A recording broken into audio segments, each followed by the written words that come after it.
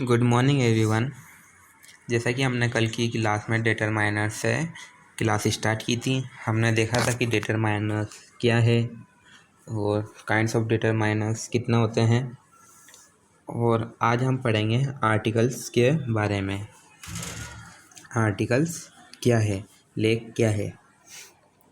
तो हम शुरू करते हैं आज की class. A, N and they are called articles in the English language. A, N और द को आर्टिकल्स कहा जाता है अंग्रेजी भाषा में। इंग्लिश लैंग्वेज में 3 आर्टिकल्स होते हैं, ए, एन और the. These are divided into 2 categories. इनको 2 भागों में बांटा गया है, ठीक है। पहला है इनडेफिनेट आर्टिकल्स, यानी कि अनिश्चित आर्टिकल्स। इनके जो इसमें स्थिति और व्यक्ति या प्लेस वगैरह अनिश्चित होती है, इसमें ए और एन का यूज़ किया जाता है। और डेफिनेट आर्टिकल ये निश्चित आर्टिकल है, इसमें व्यक्ति प्लेस ये निश्चित होते हैं। ये एक इसमें द का यूज़ किया जाता है। अब हम इसका यूज़ देखते हैं। Use of a and an indefinite articles. A और एन का यूज़ देखेंगे हम इनडेफिनेट आर्टिकल्स में। A and an are called indefinite articles.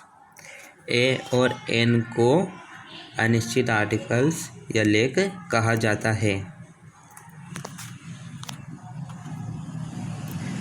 The use of a and n is basically related with the sound of pronunciation of word. ए और an का उपयोग मूल रूप से शब्दों के उच्चारण की ध्वनि से संबंधित होता है। यानी कि ए और एन का यूज़ शब्दों के जो उच्चारण करते हैं हम, जो साउंड निकलता है उस पर डिपेंड करता है।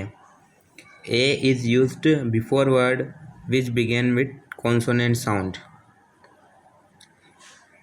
ए का यूज़ उन शब्दों से पहले किया जाता है जो कि कॉन्सोनेंट साउंड से, यानी कि व्यंजन से स्टार्ट होते हैं, व्यंजन अक्षर से स्टार्ट होते हैं।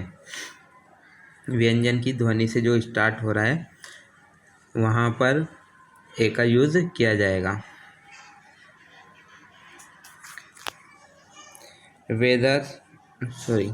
No matter whether their first letter is a vowel or a consonant.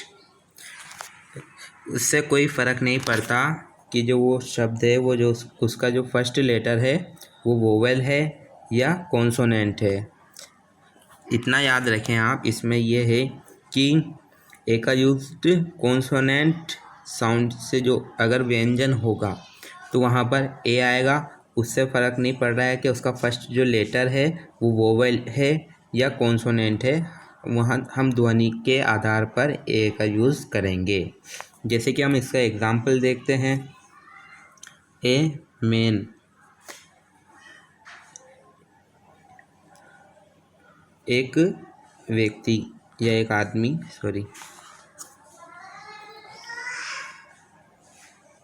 A boy, एक लड़का। ए यूनिवर्सिटी। अब इसमें हमने देखा कि ए मैन ये कॉन्सोनेंट से स्टार्ट हो रहा है इसलिए ए लगा दिया। बेबी सेकंड इसका, ए बॉय ये भी कॉन्सोनेंट से स्टार्ट हो रहा है इसलिए हमने ए लगा दिया। लेकिन अब आप कहें कि ए यूनिवर्सिटी ये वोवेल से स्टार्ट हो रही है, इसमें ए कैसे आ रहा है? क्योंकि यहाँ पर ध्वनि का उच्चारण में कॉन्सोनेंट साउंड आ रहा है। यू जो है हिंदी के व्यंजन में आता है। यहाँ पर अगर साउंड में यू होता, मतलब अगर साउंड में यू नहीं होता और कुछ होता तो यहाँ पर एन यूज़ करते हम। इसी तरह ए यूरोपियन, एक यूरोपीय, तो इसमें ये स्टार्ट तो ई से हो रहा है लेकिन साउंड यू का निकल रहा है, इसलिए हमने यहाँ पर ए का यूज़ किया। इस तरह से हम ए का यूज़ करते हैं। आगे पढ़ते हैं हम। An is used before words which begin with vowel sound.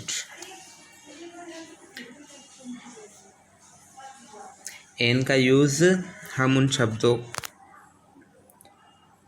से पहले करते हैं जहाँ पर वोवेल का साउंड निकलता है। No matter whether their first letter is a vowel and consonant.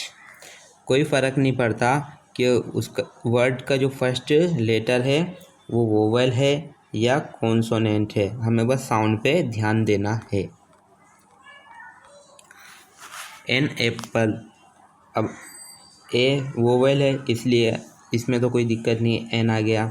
N over sorry, तो इसमें एच साइलेंट हो जाता है और इसको ओवर बोलते हैं, इसलिए इस पे ध्वनि के उच्चारण के अनुसार एन लगा।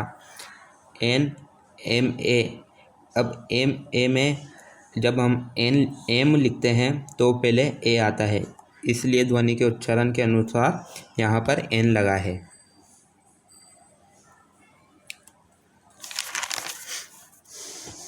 हम आगे बढ़ते हैं।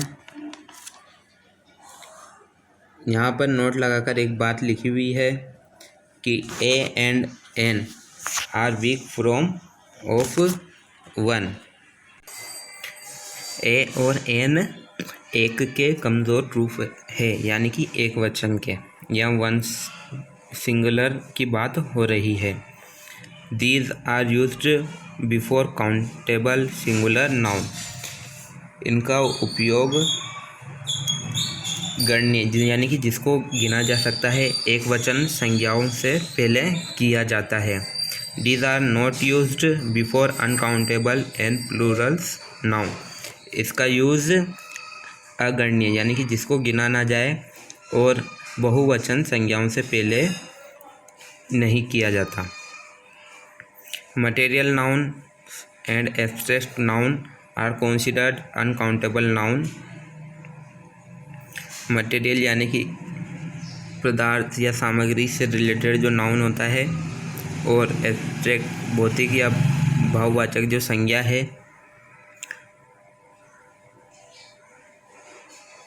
आर कंसीडर्ड अनकाउंटेबल नाउन,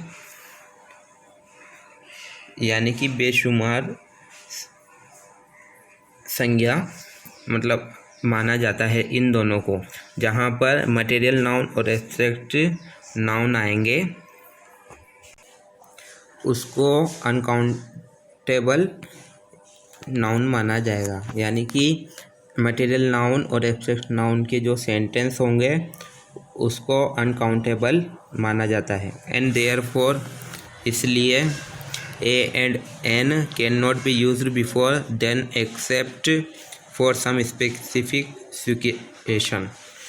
ए और एन का उपयोग कुछ विशिष्ट स्थितियों को छोड़कर इनका प्रयोग नहीं किया जा सकता है, यानी कि जहाँ पर मटेरियल नाउन और एब्स्ट्रैक्ट नाउन के सेंटेंस होंगे कुछ जगह ही इनका यूज़ होता होगा, बाकी को छोड़ और विशिष्ट स्थितियों को छोड़कर इनका यूज़ नहीं किया जाएगा।